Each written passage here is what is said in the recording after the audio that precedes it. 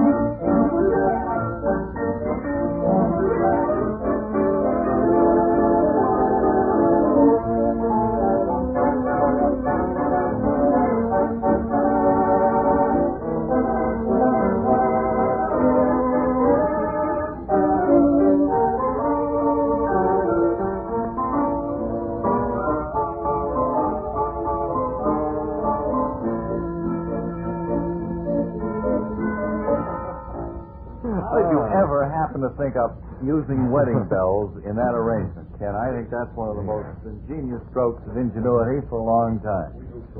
Wedding bells bring up that old game. It had nothing to do with it. That was Bill Green that said that. Well, how would you have arranged it had you been the arranger? Much different. Start it again, Ken.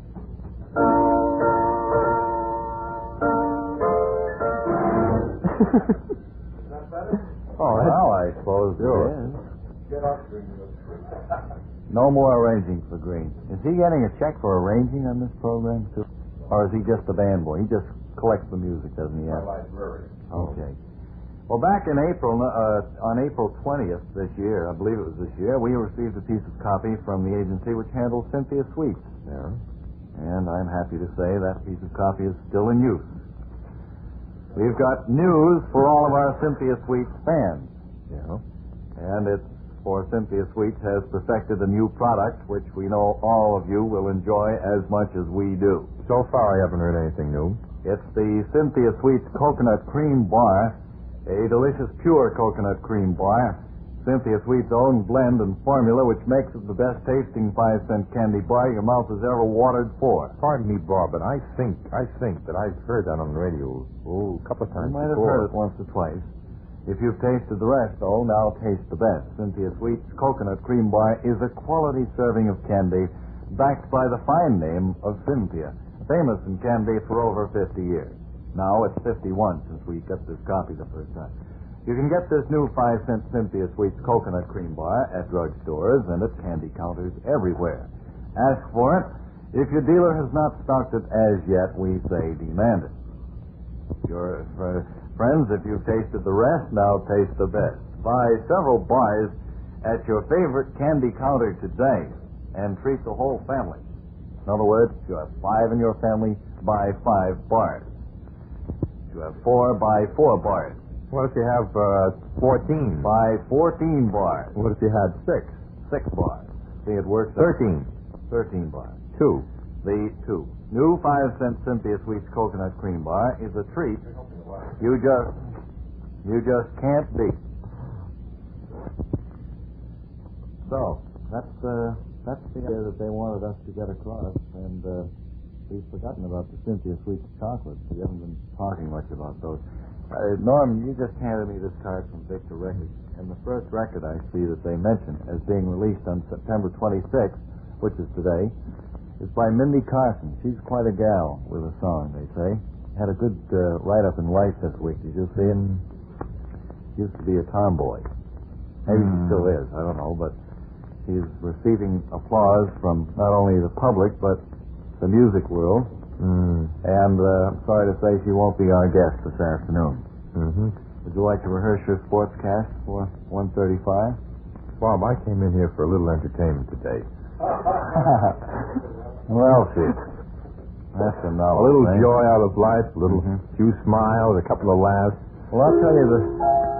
I mean, it's hard to go through life facing the various tribulations, the trying parts, the day, unless someplace along the line a bit of happiness can fall your way. But so far, I ain't heard nothing to laugh at. Well, you about summed it all up in a nutshell, I'd say, and you've left us all crying. Thanks for adding this bright note to the program. No, I'll tell you why there hasn't been anything entertaining so far. I didn't write a script today because I figured that we'd have our mystery band leader come in and we could talk with him and probably spend most of the time. And he called me about 1:15 and said he wouldn't be here until 1:15. It's 1:15 now and he isn't here. It's all right. You're going to be surprised if you haven't already guessed who it is. I know who it is. I know you know who it is. You've known right along, but you have had the decency to keep your mouth shut. Prominent Gulf Shore merchant now. He is? Entrepreneur. No, he runs a restaurant. And I think most everybody's guessed it, but I don't want to say it until he gets here. So, yes, and steaks and chops. 1 order fried clams to go. And here he has one place. This fella has one particular restaurant where you can get peas mixed with carrots if you want them that way. But I don't like peas mixed with carrots. You have to take them that way at this place. Well, I know. I just won't have them, that's all. Well, I want the carrots on one side of the plate and the peas on the other. Well, we can't arrange that. I'll mix them myself. Say, I see where New England Retail is taking another flyer with our show today. They're back with us. Boy, they have And they have the same old copy, too. But it is a good deal, nevertheless. Have you looked at your living room set lately? Yes, I have. Well, is your sofa and your chairs worn and drab-looking? They're not only worn, Or are they? They're tied by string. Well, you know what you should do, of course. Contact New England Retail Company here in Boston right away. I don't think they'd take the job. They will take any job, believe me. This is the only furniture company in Boston about which Marie Wilson speaks very highly. You call Capital 7-4040 right now, and because of special summer inventory markdowns on all their lovely fabrics, New England Retail can rebuild and recover your sofa and a chair for only $49.50. How much? $49.50. That sounds reasonable. There's no charge for pickup or delivery. You get brand new cushions, new springs, and bright new coverings. Over 300 different materials to choose from. Mm-hmm. The framework is strengthened, given a bright glossy or a hand-rubbed French finish. All furniture is insured while in the possession of the New England Retail Company, and all work is guaranteed. Easy terms, 10% down, 15 months to pay. Bob, there's some uncouth people in the studio who are busily engaged in conversation while you're trying to talk about New England Retail. They probably have a sofa and living room set that looks fine, and they don't need this information. Probably haven't even got a sofa or divan. Well, that could be, too. But That's probably the truth. This is for people who need to have their drab-looking, worn-out sofas and chairs fixed up. And I know that you're one of those. That's right. So I'm trying to sell to you and anyone else who happens to be listening. Your sofa looks very drab. I noticed it the other day. With, see 4 children jumping on it every day, though. Oh, you can't keep things looking too well that way. It's used as a springboard. Yes, but... It's used as a spring from the sofa to the top of the piano. And the piano is used as a skating rink, I might add. Oh, great. Well, you know that you can have your sofa and chair rebuilt and recovered now, and fabrics have been marked down for the summer. It's a good thing, too, because fall is here at New England Retail Company and everywhere else. 113 Causeway Street in Boston. Huh? What? They're not either. They do a wonderful job. And all you have to do, if you'd like to have them call at your house, is call Capital 7-4040. Right now, you ask for Miss Barry. So far, I ain't heard nothing funny. Ask for Miss Barry. She's got a load of gags. That's Capital 7-4040. Now we join our West Coast audience. One moment, please. Here we are back with part 2 of Matinee with Bob and Ray. I suppose we should have a song to usher in this great occasion, shouldn't we? No, I haven't heard from Ray yet. He's got another week of his vacation to serve, you know. What's your second song going to happen? Song of Indians? Now, is this the Tommy Dorsey arrangement? All right, little Kenneth Wilson, age 9, and little Bill Green, age 7, patter over to the organ and piano.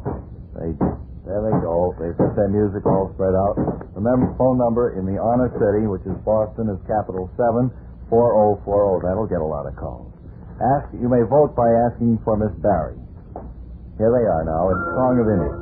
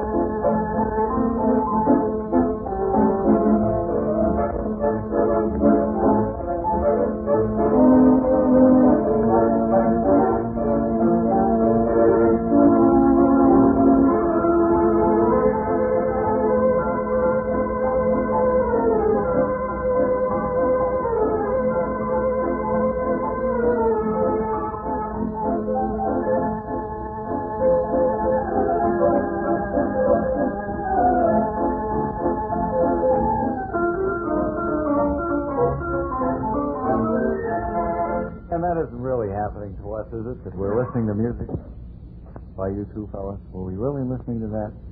Seemed like a dream. Ken and Bill with Song of India. Well, sir, the day has been saved. We have our mystery band leader here, and as you may have guessed, and as we will announce this moment, the man who had the band on that record of Cover Me Up for the Sunshine of Virginia was none other than Maury Pearl. Maury, welcome to Matinee with Bob and Ray. Good to have you here. Well, I'm glad to be here. We should, that's for the television cameras. We just shook hands there. Tell us a little bit about your that record. We fooled an awful lot of people. We played it. Hollis Gray played sax on that. That's right. Hollis Gray played sax. Curly Stevens played alto. Yeah. Bob played second alto. Yeah. Don't mind me smoking there. No. I love cigars. Well, we'll give you a test. I like to test this. You are smoking a cigarette there. Go ahead. And I believe it was Leo Kahn played piano. Yeah. And when was that record made? It was way back in the early 20s, wasn't it? Yeah, about 1928. 28 it was. That's right. Well, we knew it was quite ancient. It was made in New York. It was on the Brunswick label. That's right, Brunswick label. That was one of the clues we gave. You had a band for how many years, Maury? Oh, for approximately 20 years. 20 years. And you played all of the top spots around Boston. I know a lot of the people who listen to it have danced to your music in the past. When did you give the band up? About 12 years ago. 12 years ago, and then you went into the restaurant business. Well, but I knew a lot about the restaurant. I worked in hotels, Yeah. a bus boy. You pick up a lot that way. I picked up a lot. That's silverware. He didn't pick up any silverware. What are you talking about? No, but I know you do. Ever since Ray and I have been playing places like the Somerset and the Casino at Magnolia, and with Sammy Eisen's able guidance, we've been able to pick up a lot of things. Well, has he got all his hair? He hasn't got any more of it than he's had for quite a while, but he still looks the blooming youth that he is. I haven't seen him for years. Well, I thought maybe Sammy would drop up today, but he hasn't put in an appearance for quite a while. So you let the band go, and you went into becoming a restaurateur, huh? That's right. And that, of course, famous Maury Pearl's down in Quincy on the Southern Artery that a great many people, including myself, pass every day. Incidentally, you remember you said that you would give a clam dinner to those 10 winners. That's right. I've been announcing that, so we got to come through. Well, you just send them down to us. Okay. We'll take care of them very nicely. Well, we've written to all of them today, and they will have instructions. Give us a little bit of information about Hollis. Was he really the musician he's cracked up? Hollis played beautiful sax as you hear on that record. There was what kind of sax were they? Yeah. He played beautiful, and if you listen to that record very careful, you'll find that he had a tone fully as good as Guy Lombardo, the same style. Mm-hmm. That slurry, pretty, Yeah. And he, of course, he was the lead sax man in the outfit, wasn't he? He was. What was the biggest record you made? What do you mean? Well, I mean, the biggest seller in those days. I know they didn't put as much emphasis on records, I guess, back in the 20s as they have lately. But did you have any that really sold a lot of copies? I Love You. Yeah. I Love You. Remember that tune? Well, I'm not much of a singer, but I've heard it. And the other side of this, Cover Me Up with the Sunshine of Virginia, had a big record on it. You told me on the phone the other day. Since Miles playing Mahjong. Since Miles playing Mahjong. I don't remember that one. Ken, you of course remember that. Yes, you did. That was found in the basement of the Brookline Music and Radio Company. Mr. Prosky find it out there for you? He did. Well, I don't know how many copies of that are around, Maury. Several of the 10 winners that we had who identified your band said that they had copies of that record around the house. And they heard it on the air, and they remembered that they had them. They dug the records out, and that was it, by George. You think you'll ever go back into the music business? I don't think so, no. I bet you have a collection of a lot of your own records. No, I haven't. You know? No, I haven't got. I've only got one record, and that's the record that you played here today. The same one. How many copies of that do you suppose are still in existence now? I can't imagine. It might be maybe 100, maybe less. Well, we had quite a lot of mail, and it was quite amazing how few right answers we had, considering your popularity and fame, not only in these parts but around the country. We had a good return on it. The people who did guess it right were really going out there and working for their prizes. Well, I want to thank you for dropping up. Well, I'm glad to be here. And I called Maury this morning about 9:45, and he sounded a little bit tired. I didn't know whether he really realized that we wanted him to drop up or not, but we certainly do appreciate it. Well, I'm glad to be here. And Maybe I'll drop up finally. I've seen your place down there so often. There's Mr. Gray out there. Hello, Hollis. You'll notice he doesn't have any more hair than I can either. Well, so that about wraps things up for this afternoon, I think. Let me check the schedule here. Tomorrow we'll be back again at 1 o'clock with Matinee. Music of Ken and Bill. Dolly Burgoyne at the controls. Ray will be back on Monday, but no doubt Al Burns will be with us tomorrow. You have a special guest on Wednesday, too. Young fellow with a very fine voice we met the other night down at Greenwald in Fitchwood. He's going to drop in for a song, I think. So until tomorrow, this is Bob Elliott with our thanks to you for joining us. Thanks again to Maury Pearl for dropping in. And to all of you who took part in our mystery band contest. We'll look for you tomorrow. So then hang by your thumbs and write if you get word.